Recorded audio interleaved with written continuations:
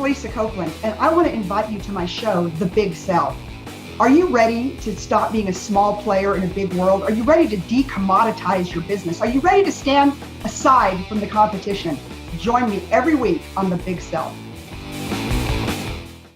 Hey everybody, it's Lisa Copeland, and I want to welcome you to The Art of the Big Sell, the podcast where we talk to influencers and people that are not afraid, people that go out there and they just make it happen.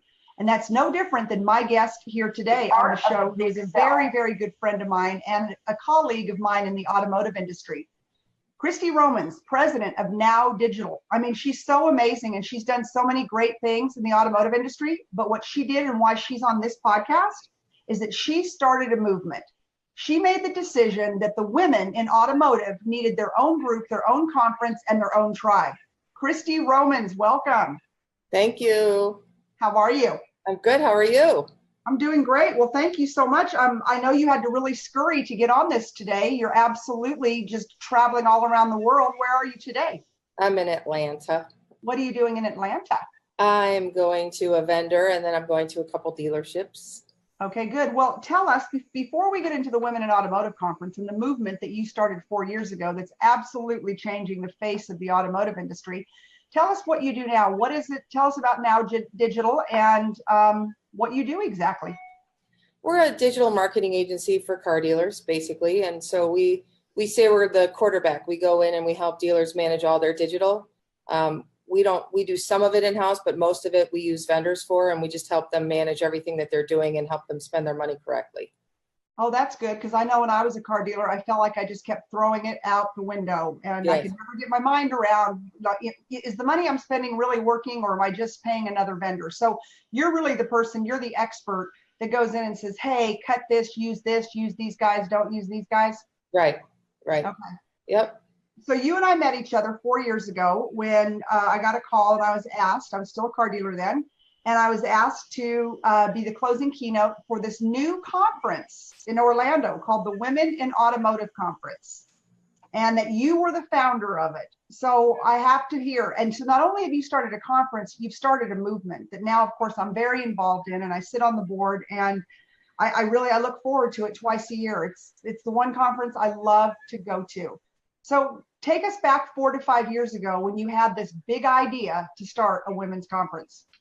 Well, it was really 5 to 6 years ago. I had gone to a marketing to women conference in Chicago, and it was very small. It was a great conference, but it was so small. And I just started thinking, like, why don't we have something like this for women in automotive? I mean, I've grown up in this industry just like you have. I've been in it for 20 some years, and it's kind of lonely sometimes. You just feel like there's nowhere to talk. Who do you talk to? You know, you have friends, but so this idea came that why can't we do something where we have people get together, they network, they learn from each other, we're inspiring each other, we have great content, and it's not a sales focused concept either. So like with you, if you look at most conferences, they're all around most of the time some kind of a sales message, or people are selling their products and the booths are there to. This is like cause marketing. So every vendor who sponsors, it's not necessarily because they will sell a website, although they might. It's because we have a cause. Our cause is for women who work for dealerships, OEMs, vendors to come together and be inspired and learn from each other, and really just, drive the industry forward and help them with their culture issues, help them with like what's going to happen in 10 years when all the older salespeople retire and there's really no bench right now. Like, how can we help this industry do better at hiring and retaining women and young people too, but really focused on women?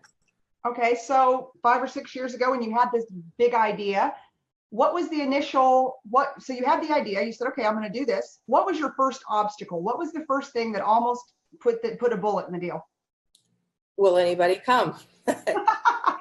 Will anybody come? It's very expensive to put on a conference, so we didn't do it in a hotel the first year. We found a venue that was aside from a hotel, which was a lot less expensive. And so we hoped 200 people would come, and really just not knowing if anyone would come and putting all this money and effort into, please God, let this be, let this be a decent idea.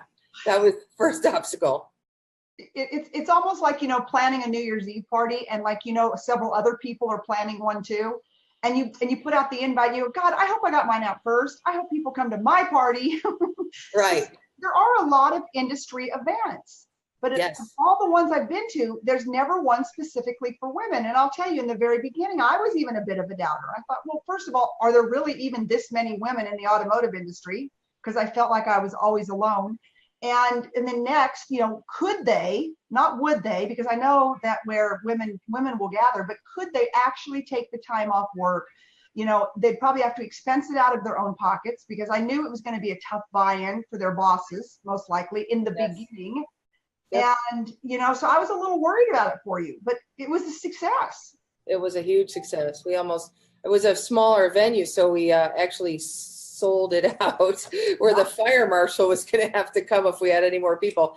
So so it was a tremendous success. And the thing that I thought was the coolest part about it was the vibe.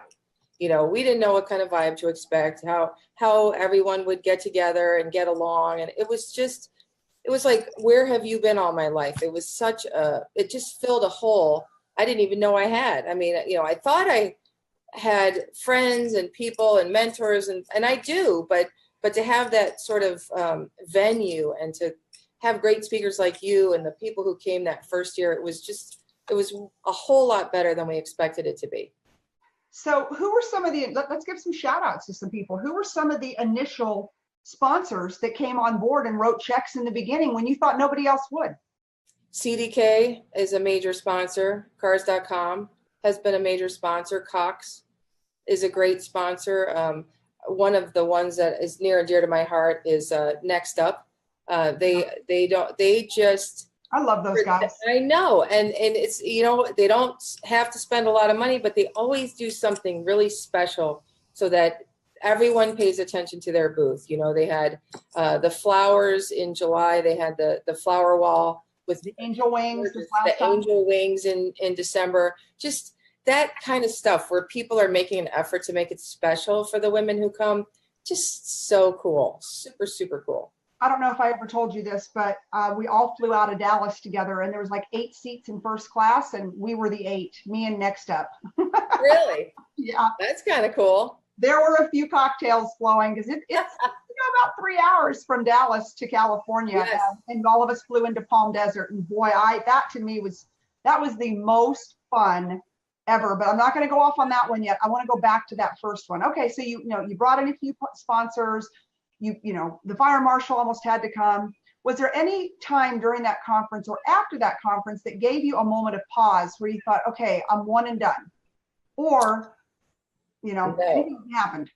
No, I mean, for sure, before every conference I freak out. It's kind of my nature to do that because it's a big financial risk.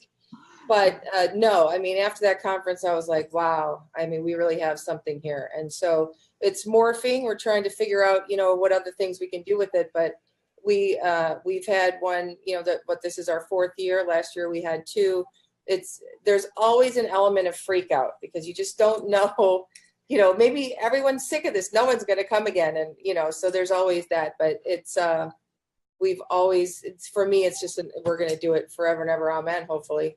Yeah, hopefully. And then, there's a whole education component to it. In fact, I put out a big post today on Facebook because I'm building the 2018 calendar, and I've had the pleasure of being the dean of the Women Powered University, which is owned by the Women in Automotive Conference, and you and your team, Christy, and and just trying to not make it just about education in the automotive industry, but also self-motivation and self-improvement, because we believe that women are a whole being. They're not just they weren't just born to be executives or to be in the car business, and we really want to help women be all they can be, whether it's in their careers, them personally.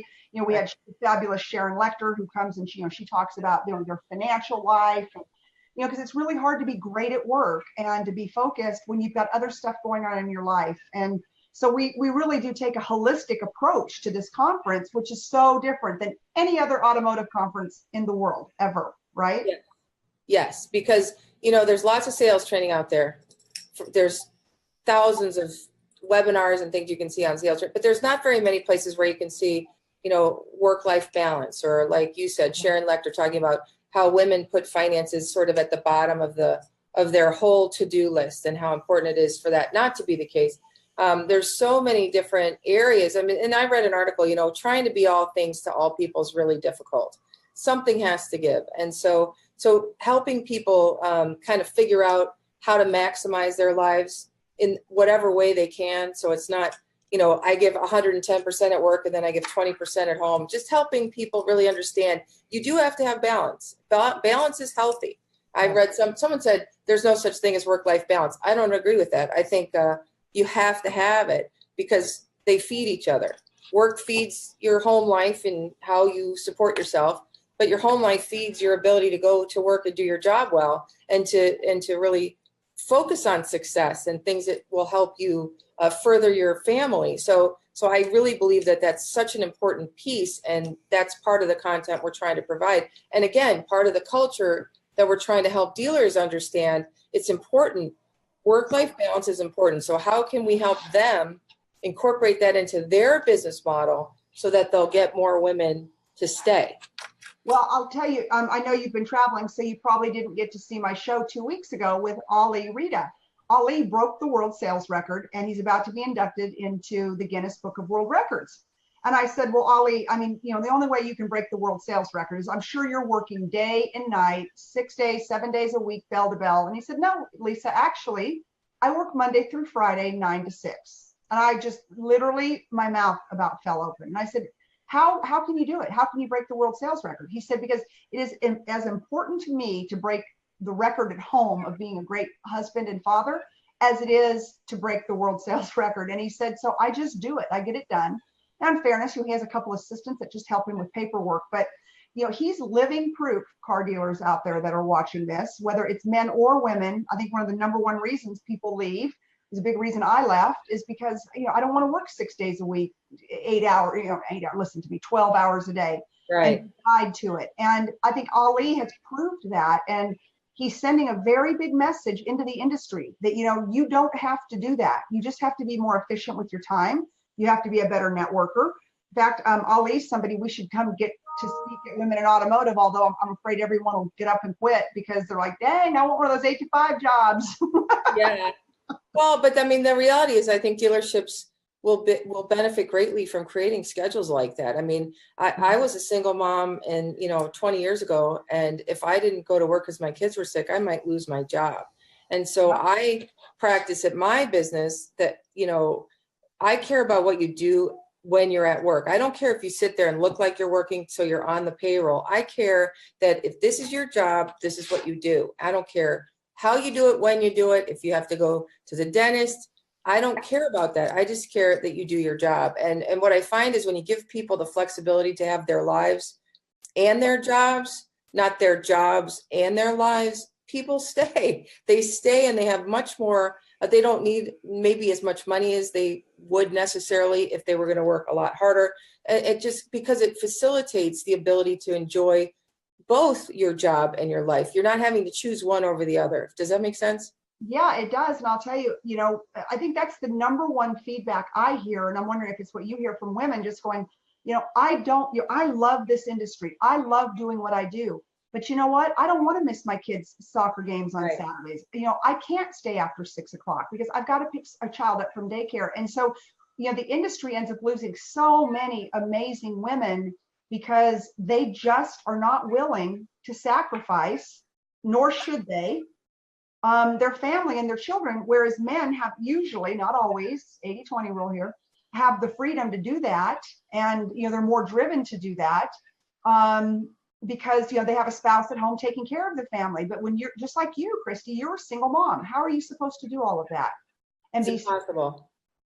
It's impossible. And one of the things about millennials is that they're not going to work 6 days a week either. So it started as a movement for women. Actually, when you look at the broader cultural issues, the generation coming up is not going to work 6 days a week.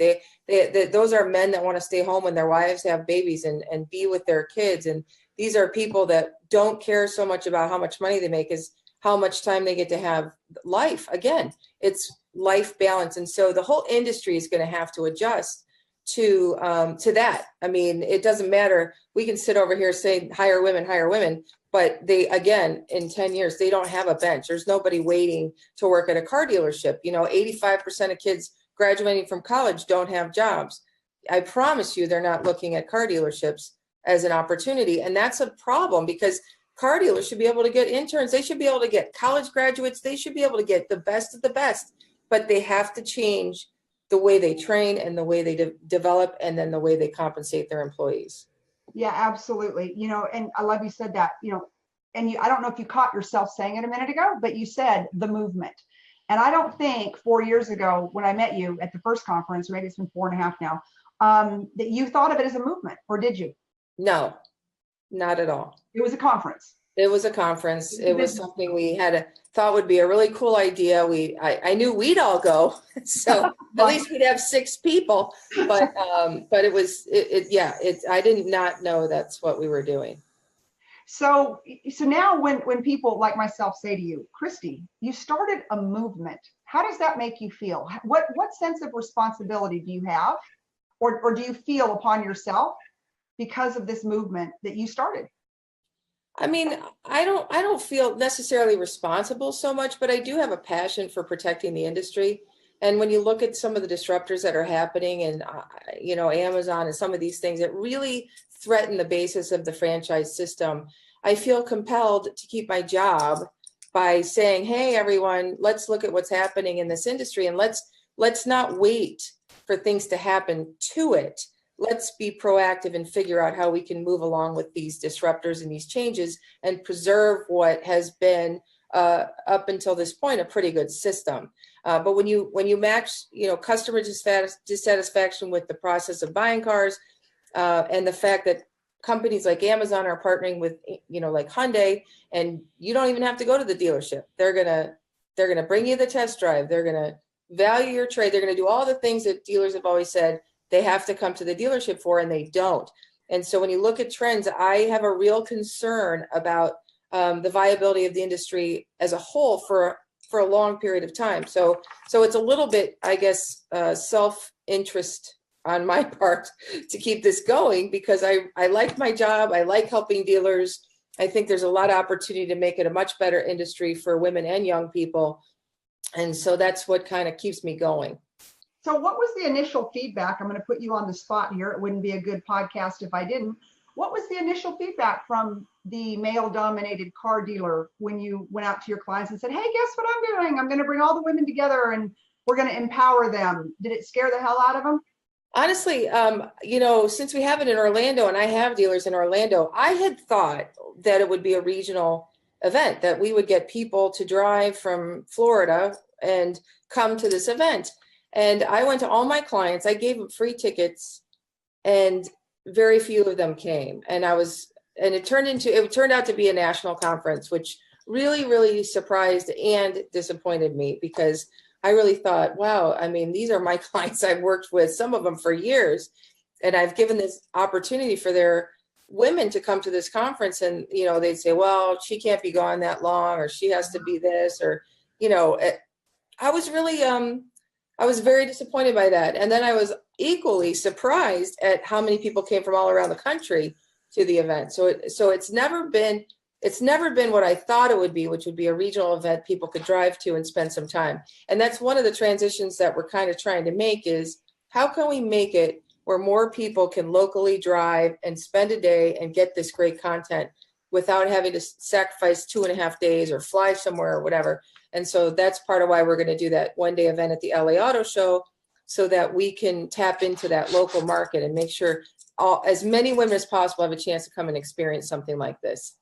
Well, yeah, and I'm still surprised even this year at the one in California in Palm Desert, which was just out of the ballpark. It was so much fun, and the weather was perfect, and the venue was perfect, yes, and the speakers were amazing.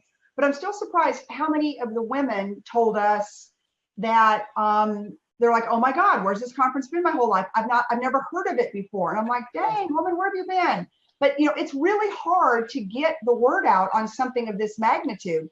But I almost wonder if those local dealers, those ones that are your clients, maybe they operated a little bit in fear. Maybe they knew, what you were going to bring, because I do feel like that this is a bit of an industry sometimes where they want to, where dealers don't like to see their people shine anybody other than them. You know, they like their names on the sign. And then, you know, the people, the underlings who come up and they shine, you know, they don't like that a lot. You know, there's a lot of ego involved in this industry. Yeah, it's a different management strategy. I remember applying for jobs and people saying that they wouldn't give me the jobs because they knew I wouldn't stay in that job forever, because that's just not how I am. And so, you know, there's two ways of managing. There's managing where you just manage the function and you hold the people back. You're not really trying to grow them. You just want them to be able to do their job well. And then my philosophy is, you know, how do you develop people into who can grow and be great and do better things than you've been able to do. And so that's my philosophy. Is I think there's a lot of that. I think dealers, well, if I send her there, maybe she'll get a better job, or, you know, there's certainly a lot of that. And I have just, that's just not my philosophy. I manage to empower people to be great and do whatever it is they want to do. I tell people, I remember this is advice I got like 20 years ago, always be looking for a job, you know, which some people think is nuts, but I just believe if you're in a job and you can continually interview and see what else is out there and you stay in your job, you're going to be better because I'm choosing to stay here. I could go over there. I've interviewed at these, but I choose to stay here versus waiting till you're miserable and you just go, you make the route. You know, a lot of people go from one store to the other. I don't think, you know, that's particularly good for anyone. And so that's always sort of been my management philosophy. Well, and I'm going to back that up because you actually said that from stage at Women in Automotive this year with all of your employees sitting in the room. And yes. I was literally going, did she really just say that? Wow. Yeah. You know, and I was laughing and I was looking over at your gals and I'm thinking, well, it must be legit, you know, for you to say that. It was a very bold statement from the stage, but I agree with it very much. Okay, so if you had to give, you know, obviously, you know, my book and this podcast, it is about the art of the big sell. It's about building a movement. Let's say that, you know, there's lots of people out here that I can see watching right now that are not in the automotive business, but, you know, they might have a dream, like someone like you, because what you did, Christy, is you came in and you solved a problem. The problem is that women in the automotive industry were not connected. We didn't even know each other existed, myself included. And you brought us together, and there were friendships that were formed, and that will always be friends. I think, I know. I don't think I know. And what would be your advice on somebody who had a big audacious dream like you did, or, you know, just to start something, just to have, you know, what would you tell them? What is step one? I mean, step one is to go for it. I've always, you know, I know a lot of people. I was talking to someone that, you know, people are really scared to take the first step because failure is always an option. But I've failed. I mean, I've failed hugely in my career, but I wouldn't have gotten to where I am without that. And so I think the first step is to be convicted about what it is you want to do. Whatever that dream is, you have to be really passionate about it so that no matter who's standing there saying that's not going to work or you're going to fail, that can't take you off your game. You have to have enough conviction in what it is you're dreaming about that you are going to go for it, come hell or high water. That's the first step. The second step is to take the steps to make it happen, to take the risk, to step out there because, and this is another thing I always say is, you know, when you look at where you are in your career, what do you have to lose? You know, when you get to a certain point in your career, maybe taking risks is a little bit more scary. But if you're working at a dealership and you're doing a great job and you have a dream, you can always go back to doing that. It's not like something that there aren't positions open. And so I just think people need to look at, you know, what are you passionate about? What do you believe would change whatever it is you want to do? And then what's the worst thing that could happen if you do it? What, you could go bankrupt. I've done that. You know, I lost everything I had. Huh? I said, well, you know, I mean, the president's been bankrupt 3 times. So, I mean, what the heck? Yeah, he might have been a little more different kind of bankrupt than me. Like I was really bankrupt. So to lose everything you have, that gives you a lot of perspective because, you know, you think you need all this stuff to live. And then you find out, well, you know, I can actually make it on whatever I have. And so that also gives you, well, it certainly makes you pause and think, where did I screw up so that I don't make those mistakes going forward, hopefully. But also it just teaches you perspective. you just don't have perspective till you take that step.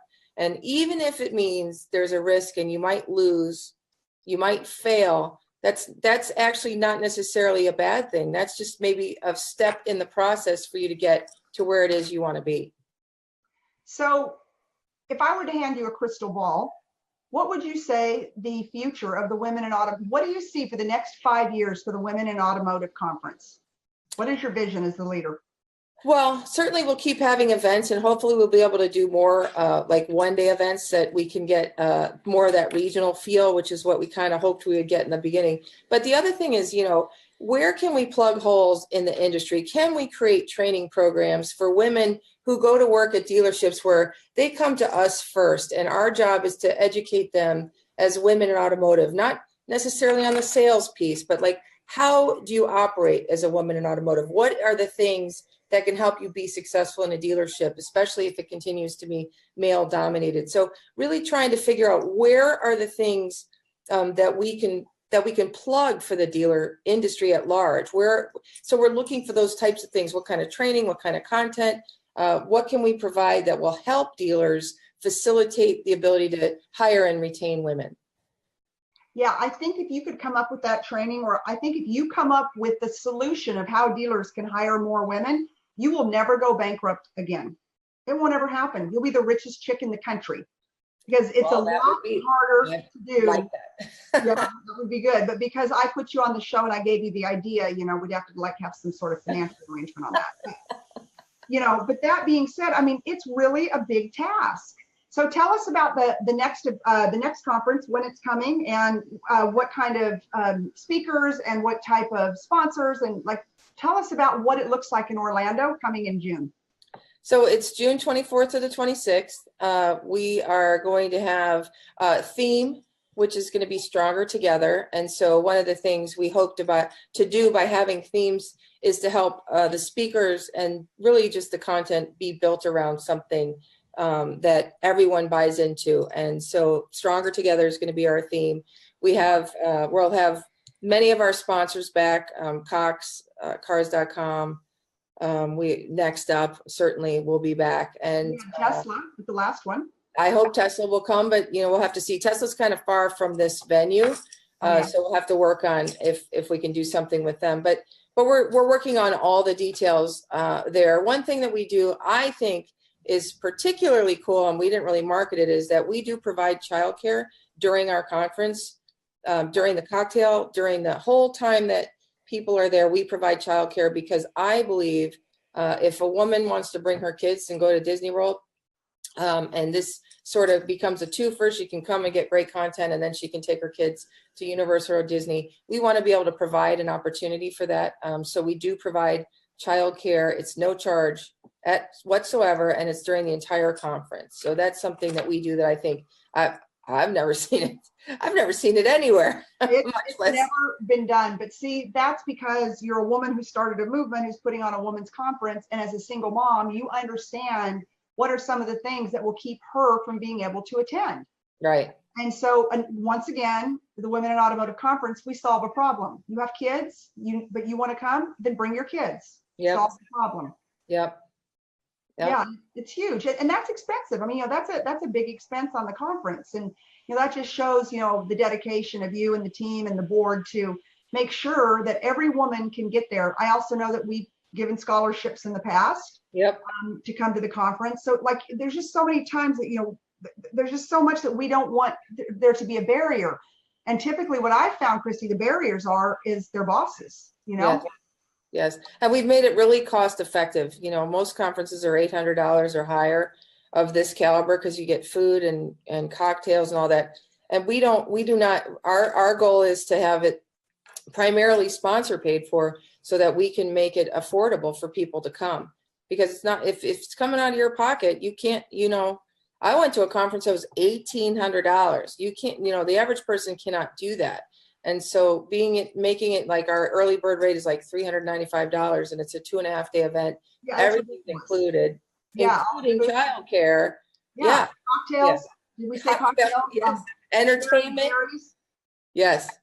You know, we have chocolate, we have wine, we have cocktails, we have a party to open up the conference, we have a wonderful lunch, and we have a party that night. There's a theme to this party, party, party. Yeah. You know, we get to see all of our friends from around the country. There's childcare provided. You know, the hotel rooms, gosh, I think they're under $200, which is unbelievable in today's world. Yes. You know, and I forgot to tell you, I think I told you the story before, but the first conference, I was so taken back by a girl who came up to me and she said, you know, I cashed out, I had to take a loan out of my 401k to come to this conference. And she said, and if I have to do that every year again, I will never miss this conference. Oh, you didn't tell me that. That's great. But it was Yeah, there's a lot of stories like that. You know, it's funny because, you know, one of my good friends, you know, who hasn't come, and I asked her to come, please come. And she finally came, and I just think I don't think she had high expectations, but she told me she was in a place in her life where she just needed this, and it just filled that, whatever it was that she's going through. And it's so cool to hear stories like that, where people's lives are changed because of something like this conference. I mean, that's a lot more responsibility than I thought I had in the beginning. Now I kind of feel like, okay, you know, I mean, if we're going to change lives, then let's change lives. Let's figure out how to do that on the most granular level. And so that has been one of the most unexpected rewards I could have ever imagined coming out of this. You know, and you've put together this just power board of women, and they're amazing. And from, you know, just amazing, a lot of executives and high level executives, and you know, they're all out there and they're talking to the women. And you know, it isn't like it's an us against them. It's like, hey, you know, we're here, come talk to us, we'll do anything we can to help you. I think of someone I met at the very first conference was Amy Banner. And she came up to me afterwards and she just said, you know, I'd love someday to see you again. And I said, well, that would be great. And I fly back to Texas, and she went back to Fargo, North Dakota at the time. And I got an email from her about 90 days later. And she said, if I come to Texas, will you meet with me? And I was like, well, yeah. I mean, I'm not going to go to Fargo, North Dakota. I think you're darling, but that's not happening. And so she did. She flew into Austin, Texas. And I'll tell you, she and I have been great friends ever since. And I've mentored her a lot, and she's just become a good friend. And I would have never met her, but you know, she had the guts to get on a plane, you know, to come meet somebody she wanted to meet, because I do believe that as women that, you know, you can't be what you can't see. And so it's so hard in this industry not having female and relatable role models. And that's what I think this conference does such a great job at, is that we put all these relatable role models up on stage. It's like, hey, you know, I'm a dealer, or hey, I'm VP at Cox Automotive, or hey, I'm the president of Now Digital, whatever. But you know what? We're still girls, and we still want to be cute. We want to look good, and we want to drink wine, and come talk to us. And if there's something I could say that would encourage you or that would help you, just ask me, you know? And so, you know, there is no celebrity status, or, you know, even with some of the big speakers and stuff that come in, it's just like, no, we're just women, and we're here to help, and we're here to serve. Right. I think that's so unique when you look at some of these other conferences, and you know, these speakers come off stage and they got security and they're moving out the door, and you know, they might have inspired you, but you're never going to see them again unless, you know, you spend a lot of money to work with them. And that is not what this conference stands for. No, it's really, we want it to be something that's for everyone, you know, that's anyone who comes, a man who's running a dealership, a woman who's working in the back office, whatever role you have, it doesn't matter your sex or any of that, even though it's obviously prominently for women. Men that can come and get a lot of worth out of it too. And we've had more men coming recently, because I do think there are a lot of dealers like, what do we have to do? How do we do this? And that's really part of it too. It's like, we all need to come up with a solution. It's not like tomorrow everyone's going to know how to hire and retain women. It's really kind of like, you try this and this person's trying this, and we get together and we come up and we say, okay, this worked, this didn't. And people have to try, they have to be innovative and try to figure out, like, what is it that we can do to sort of drive the culture that will keep women, not just hire them. We know though it's a great industry too. That's the other piece. So that's another thing we get to do, is talk about, There's a lot of money to be made, and there's a lot of money to be made. And it's easy to stand out. And you don't have to have a lot of education to do it. No. So it's something where it's a win-win. And so we're trying to balance that. So people who are in the industry and feel lost and confused and don't want to stay, we can inspire them to stay, to go back home and fight another day, so to speak. And then on our side, how can we help dealers, figure out what's the next generation? What do we need to do to deal with all the disruptions that are happening? What do we need to do? Yeah. So hopefully we're balancing both sides of the equation. Well, Christy, I know that you've certainly inspired me today, and I will be at the next conference. I wouldn't miss one, because then I would have to miss hanging out with all my girlfriends and drinking wine and listening to great speakers and just being totally inspired.